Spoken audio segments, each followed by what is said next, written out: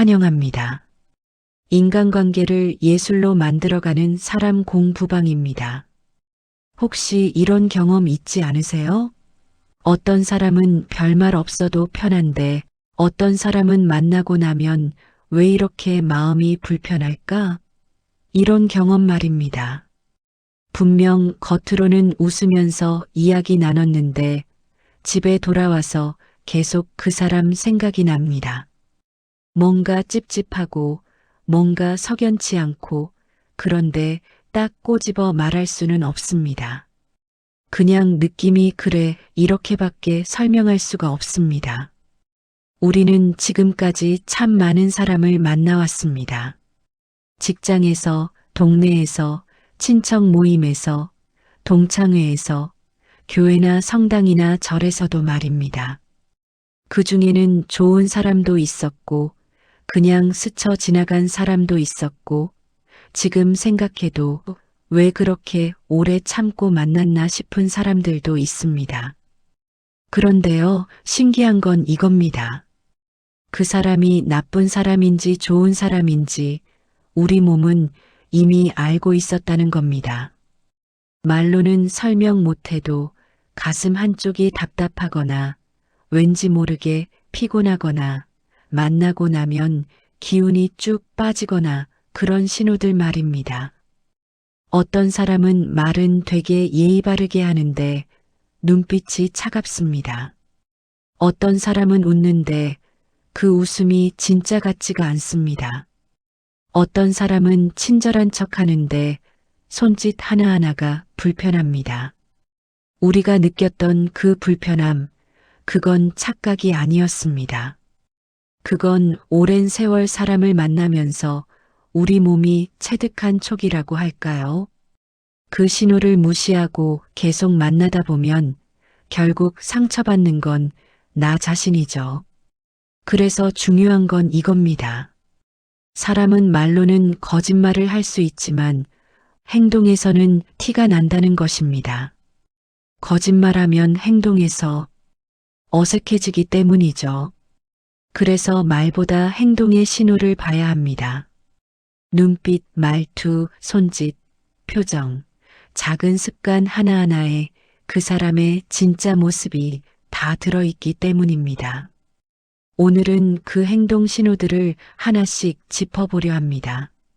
어떤 신호가 보일 때 우리가 조심해야 하는지, 어떤 순간에 그 사람의 본성이 드러나는지 차근차근 이야기 나눠보겠습니다. 이건 누군가를 미워하자는 이야기가 아닙니다. 먼저 나를 지키자는 이야기입니다. 이제는 내 마음 편한 사람하고만 만나도 됩니다. 이제는 억지로 참지 않아도 된다고 말씀드리고 싶습니다. 오늘 주제가 마음에 드신다면 지금 구독과 좋아요를 눌러 놓으셔야 오늘 이야기를 더 재미있게 보실 수 있고 다음 이야기도 빠르게 받아보실 수 있습니다. 그럼 시작합니다. 주민센터 민원실에서 번호표를 뽑고 기다리는데 옆자리에 아는 얼굴이 보였습니다. 같은 아파트 사는 분인데 인사는 늘 먼저 하는 분이었습니다. 반갑게 어머, 여기 웬일이세요? 하고 말을 걸었습니다. 그분도 웃으면서 아, 네. 서류 떼러 왔어요. 하고 대답했습니다. 말투는 부드러웠습니다. 표정도 환했습니다. 그런데요, 뭔가 이상했습니다. 눈이 웃지 않았습니다.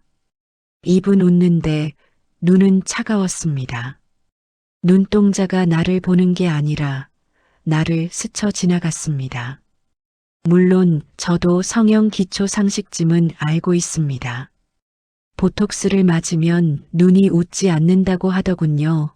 하지만 이분은 그게 아니었습니다. 사람에게 관심이 없구나. 예의상 대꾸하는 거구나. 이런 느낌을 받았으니까요. 그 뒤로는 왠지 그분한테 먼저 말 걸기가 조심스러웠습니다. 친한 척하는 게 민망했습니다. 미국 코넬 대학교 심리학 연구팀에서 눈 마주침과 신뢰도에 대해 실험했습니다. 참가자들에게 여러 사람의 얼굴 영상을 보여주고 누가 더 믿을 만한 사람인지 평가하게 했습니다. 결과는 놀라웠습니다.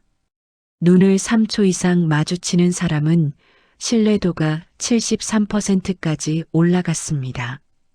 반대로 시선을 자꾸 피하거나 눈을 1초도 안 마주치는 사람은 신뢰도가 29%밖에 안 됐습니다. 왜 이런 차이가 날까요? 눈은 거짓말을 못하기 때문입니다. 말은 머리에서 만들지만 눈빛은 마음에서 만들어지기 때문입니다. 이것까지 속일 수 있는 사람들을 우리는 사기꾼이라고 부르죠. 여하튼 진심으로 반가우면 눈동자가 살짝 커집니다. 진심으로 미안하면 눈빛이 흔들립니다. 진심으로 관심 있으면 눈이 상대를 따라갑니다. 그런데 마음이 없는 사람은 다릅니다. 입으로는 오랜만이에요, 반가워요 하는데 눈은 이미 다른 데 가 있습니다. 휴대폰 보거나 시계 보거나 창밖 보거나 천장 보거나 아무데나 봅니다. 상대 눈은 안 봅니다. 이런 사람을 조심해야 되고 나 자신도 상대를 볼 때 주의해야 합니다. 스마트폰을 보면서 그래, 오랜만이지, 이렇게 인사를 하지는 않으시는지요? 눈 안 마주치는 사람은 대부분 두 가지 중 하나입니다. 하나는 관심이 없다는 신호이고 또 하나는 뭔가 숨기는 겁니다. 둘 다 좋은 신호는 아닙니다. 특히 나이 들수록 이 신호가 중요합니다. 젊을 땐 몰라도 이제는 시간이 아깝습니다. 눈 한 번 제대로 안 마주쳐주는 사람한테 내 시간 쓸 이유가 없습니다. 노자는 이렇게 말했습니다. 눈은 마음의 창이다. 창문이 닫혀 있으면 안이 안 보입니다. 눈을 안 마주치는 사람은 마음의 문을 닫은 사람입니다. 그 문 억지로 두드릴 필요 없습니다. 누군가 당신을 만났을 때 눈을 제대로 마주쳐 주지 않는다면 그건 그 사람이 당신을 그만큼밖에 안 본다는 뜻입니다. 말이 아무리 좋아도 눈빛이 차가우면 그게 진심입니다. 이제는 눈 마주쳐 주는 사람하고만 만나도 됩니다. 눈빛이 따뜻한 사람, 나를 보면 눈동자가 반짝이는 사람, 그런 사람이 진짜 인연입니다.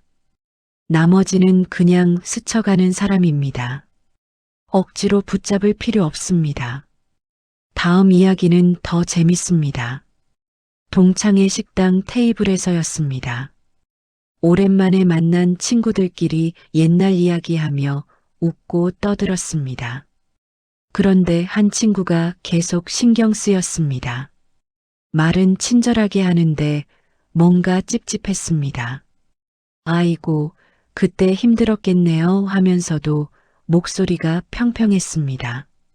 정말 잘됐다, 축하해 하는데도 억양이 똑같았습니다. 말은 위로인데 목소리는 차가웠습니다. 말은 축하인데 톤은 무덤덤했습니다.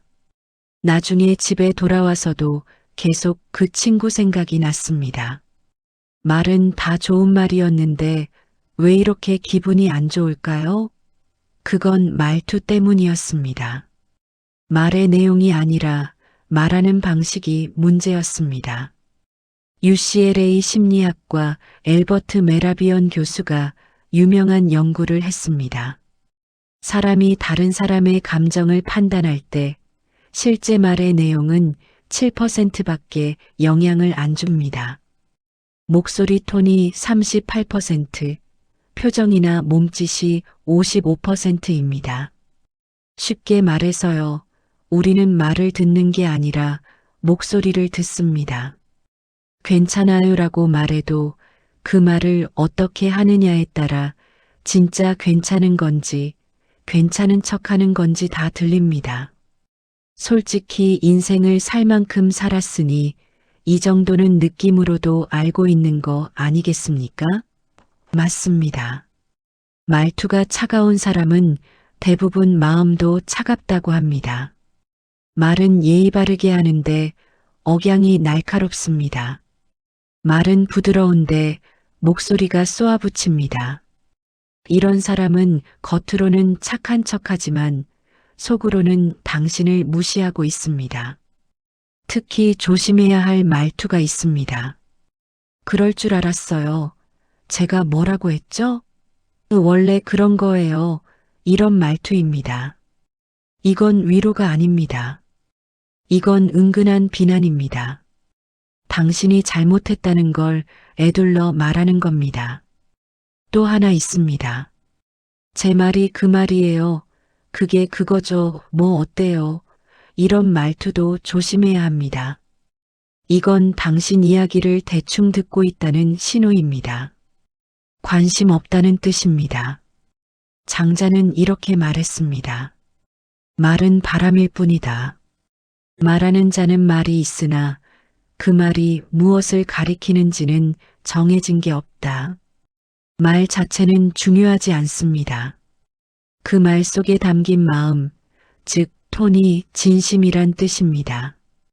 누군가 당신에게 좋은 말을 한다고 해서 다 좋은 사람은 아닙니다. 말투를 들어야 합니다. 목소리를 들어야 합니다. 억양을 들어야 합니다.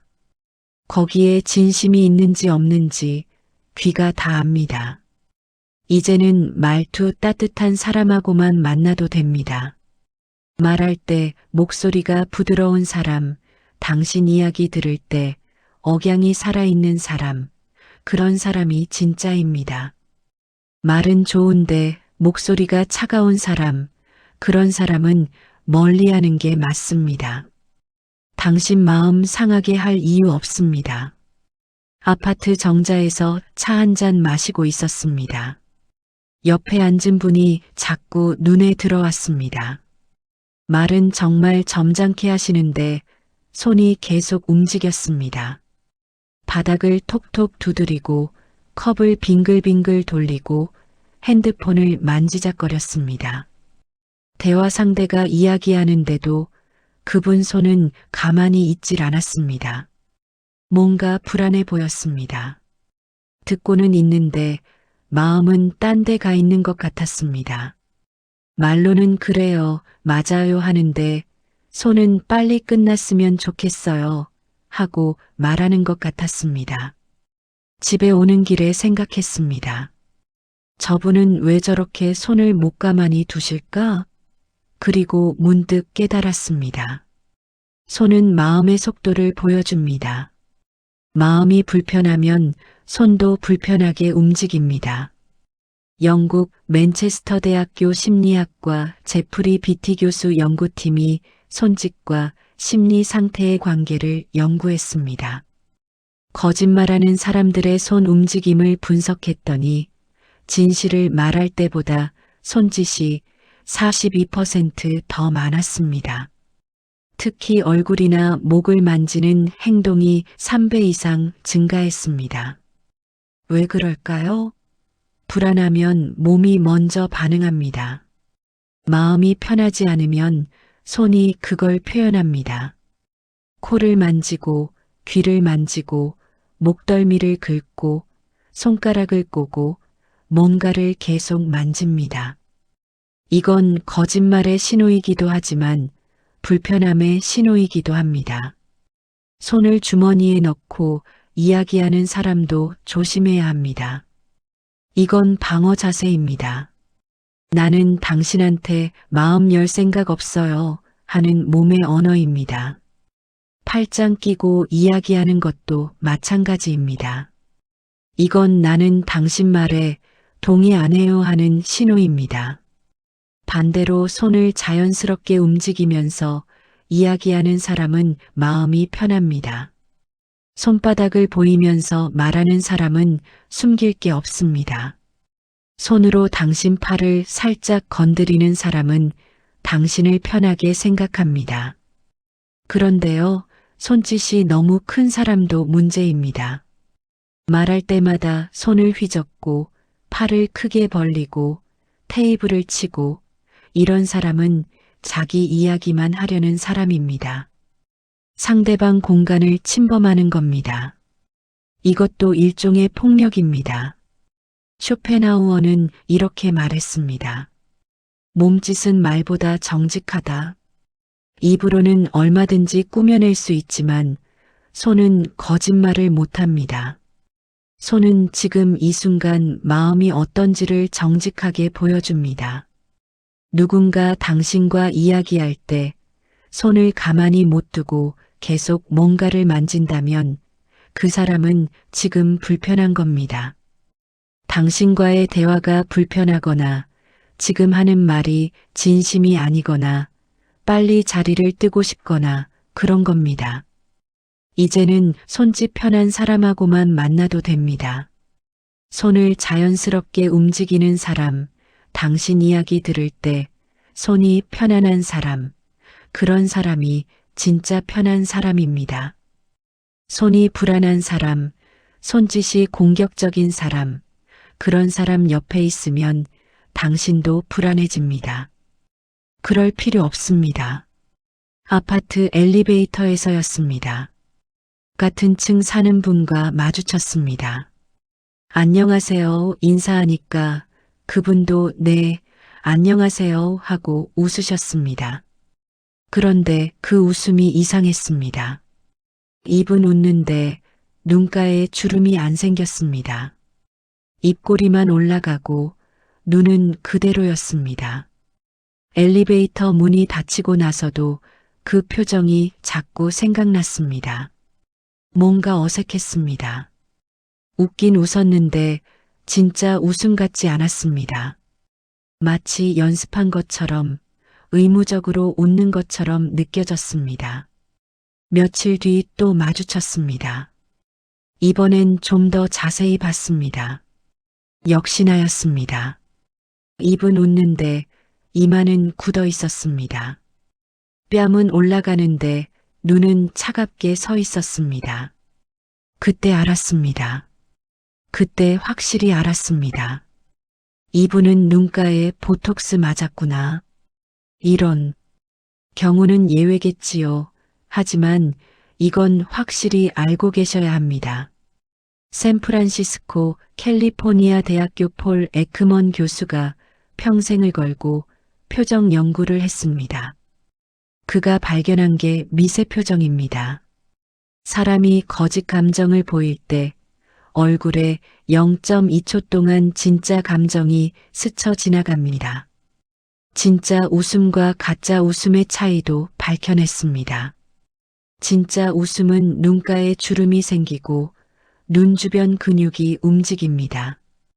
가짜 웃음은 입만 움직이고 눈은 안 웃습니다. 연구 결과 사람들은 진짜 웃음과 가짜 웃음을 87% 확률로 구분해냈습니다. 우리 몸은 이미 압니다. 진짜 웃음인지 가짜 웃음인지 말 안 해도 느껴집니다. 진짜 웃음은 따뜻합니다. 가짜 웃음은 차갑습니다. 진짜 웃음은 오래 남습니다. 가짜 웃음은 금방 사라집니다. 표정이 빨리 바뀌는 사람도 조심해야 합니다. 방금 웃었는데 갑자기 굳습니다. 방금 진지했는데 갑자기 웃습니다. 이런 사람은 감정이 진짜가 아닙니다. 상황에 맞춰서 표정을 만드는 겁니다. 특히 당신이 힘든 이야기할 때 상대방 표정을 봐야 합니다. 진심으로 안타까워하면 미간이 좁혀집니다. 진심으로 걱정하면 입술이 살짝 내려갑니다. 진심으로 공감하면 고개가 자연스럽게 끄덕입니다. 그런데 표정이 안 변하면 그건 듣는 척만 하는 겁니다. 반대로 당신이 좋은 일 이야기할 때도 봐야 합니다. 진심으로 기뻐하면 눈이 반짝입니다. 진심으로 축하하면 입꼬리가 자연스럽게 올라갑니다. 그런데 표정이 어색하면 그건 진짜 기쁜 게 아닙니다. 질투하거나 시샘하거나 신경 안 쓰거나 그런 겁니다. 공자는 이렇게 말했습니다. 얼굴빛은 숨길 수 없다.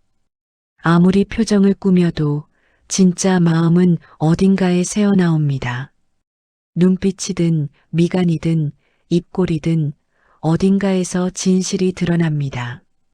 누군가 당신 앞에서 웃는데 그 웃음이 어색하다면 그건 진짜 웃음이 아닙니다. 당신 이야기 들으면서 표정이 안 변한다면 그건 진짜로 듣는 게 아닙니다. 이제는 표정 따뜻한 사람하고만 만나도 됩니다. 웃을 때 눈까지 웃는 사람, 당신 이야기 들을 때 표정이 살아있는 사람, 그런 사람이 진짜 사람입니다. 표정 없는 사람, 표정 만드는 사람, 그런 사람 곁에 있으면 당신만 외로워집니다. 그럴 필요 없습니다. 동네 식당에서 점심을 먹고 있었습니다. 옆 테이블에 정장 입은 남자분이 앉아 계셨습니다. 전화를 받더니 목소리가 엄청 부드러웠습니다. 네, 사장님. 알겠습니다. 바로 처리하겠습니다. 허리까지 숙이면서 통화하셨습니다.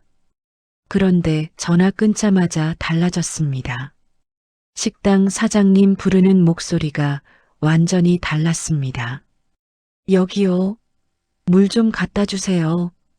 반말에 명령조였습니다. 사장님이 물 가져다 주니까 쳐다보지도 않았습니다. 국간이 왜 이래요?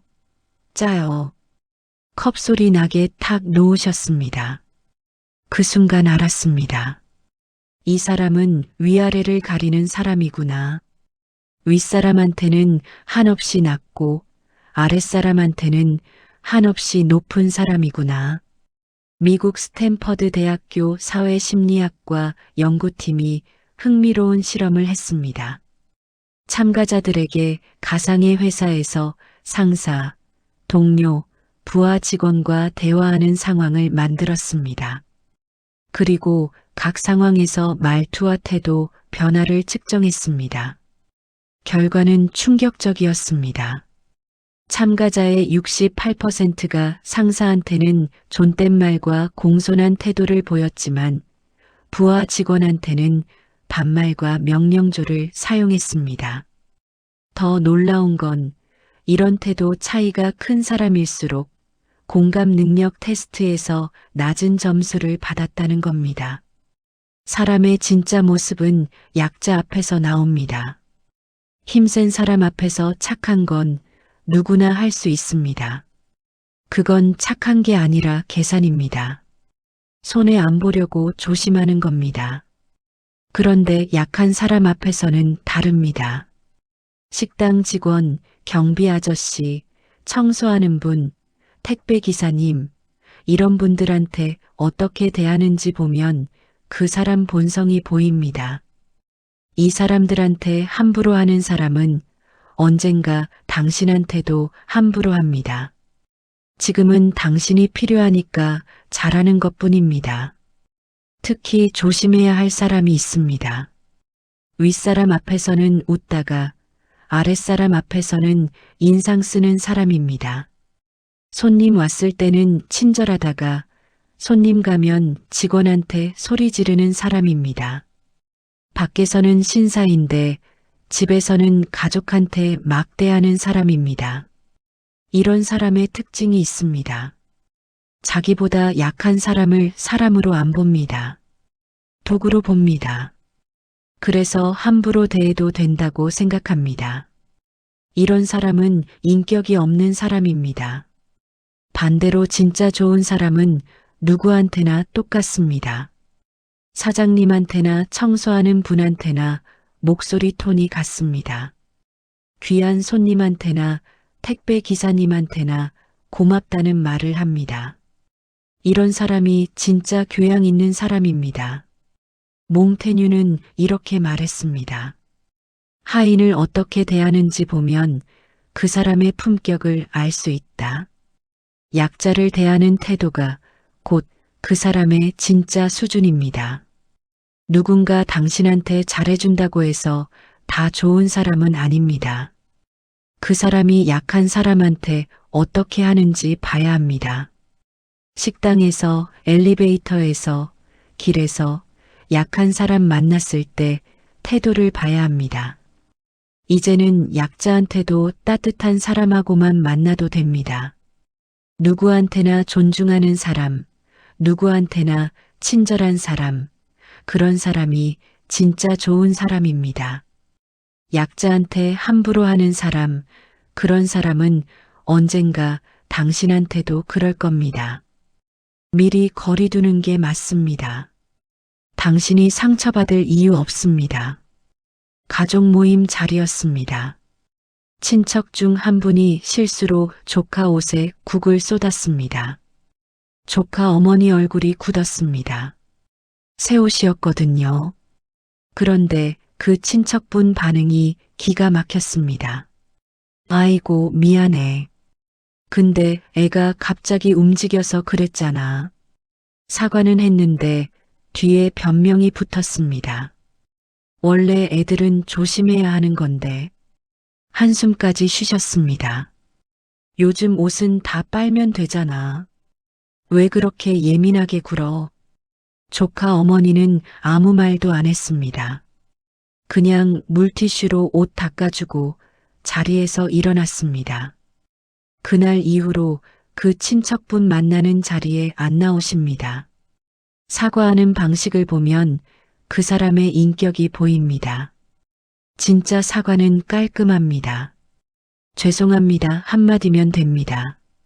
변명 안 붙입니다. 핑계 안 댑니다. 책임을 온전히 받아들입니다. 그런데 가짜 사과는 다릅니다. 미안한데 뒤에 꼭 그치만이 붙습니다. 죄송한데 뒤에 사실은이 붙습니다. 사과하는 척하면서 책임을 상대한테 떠넘깁니다. 미안해. 그치만 내가 오해한 거야. 죄송해요. 사실은 제 의도가 그게 아니었는데. 잘못했어. 근데 나만 잘못한 건 아니잖아. 이런 말은 사과가 아닙니다.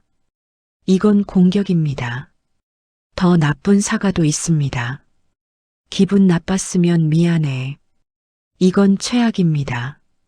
이 말은 나는 잘못 없는데 내가 예민해서 기분 나쁜 거니까 어쩔 수 없이 사과해준다 이런 뜻입니다. 이건 사과하면서 상대를 무시하는 겁니다. 진짜 미안한 사람은 말이 짧습니다. 죄송합니다. 제 잘못입니다. 다시는 안 그러겠습니다. 이렇게 끝냅니다. 변명하지 않습니다. 상대가 어떻게 느꼈는지만 중요합니다. 내 의도가 어땠는지는 중요하지 않습니다. 그리고 진짜 미안한 사람은 행동을 이렇게 안 합니다. 말로만 미안하다고 하고 똑같은 짓 반복하는 사람 있습니다. 이런 사람은 미안한 게 아닙니다. 그냥 지금의 상황을 넘어가려는 겁니다. 반대로 진심으로 사과하는 사람은 다음부터 조심합니다. 같은 실수 안 합니다. 말과 행동이 일치합니다. 이런 사람이 진짜 반성하는 사람입니다. 공자 오빠는 이렇게 말했습니다. 잘못을 고치지 않는 것, 이것이 진짜 잘못이다. 사과만 하고 바뀌지 않으면 그 사과는 거짓입니다. 진짜 사과는 변화로 증명됩니다. 누군가 당신한테 잘못하고도 변명부터 한다면 그 사람은 미안한 게 아닙니다. 사과하는 척하면서 자기 책임 회피하는 겁니다. 미안한데 그치만 이런 말 나오면 그 사람은 당신을 존중하지 않는 겁니다. 이제는 제대로 사과하는 사람하고만 관계 유지해도 됩니다. 잘못하면 깔끔하게 인정하는 사람, 변명 안 하는 사람, 다음부터 조심하는 사람, 그런 사람이 진짜 어른입니다. 사과하면서 변명하는 사람, 똑같은 실수 반복하는 사람, 그런 사람은 평생 안 바뀝니다. 당신이 참을 필요 없습니다. 아침 산책길이었습니다. 공원 벤치에서 친구를 기다리고 있었습니다. 9시에 만나기로 했는데 9시 10분이 지나도 안 왔습니다. 20분, 30분, 40분이 지났습니다.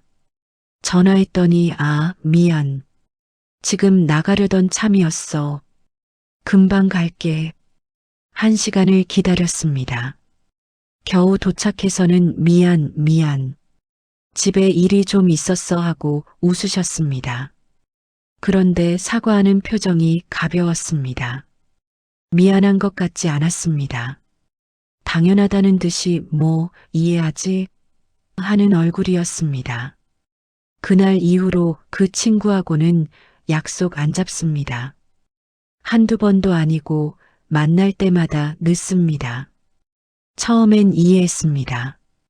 누구나 사정이 있을 수 있으니까요. 그런데 계속 반복되면 그건 사정이 아니라 버릇입니다. 시간 약속을 지키는 습관을 보면 그 사람이 상대를 얼마나 존중하는지 보입니다. 시간은 돈보다 귀합니다. 특히 우리 나이엔 더 그렇습니다. 남은 시간이 많지 않습니다. 그 귀한 시간을 함부로 쓰게 만드는 사람, 그건 당신을 우습게 보는 겁니다. 약속 시간에 늦는 사람의 심리는 이렇습니다. 저 사람은 기다려도 돼. 저 사람은 내가 늦어도 이해해 줄 거야. 저 사람은 화 안 낼 거야. 이건 무시입니다. 당신 시간은 중요하지 않다는 뜻입니다.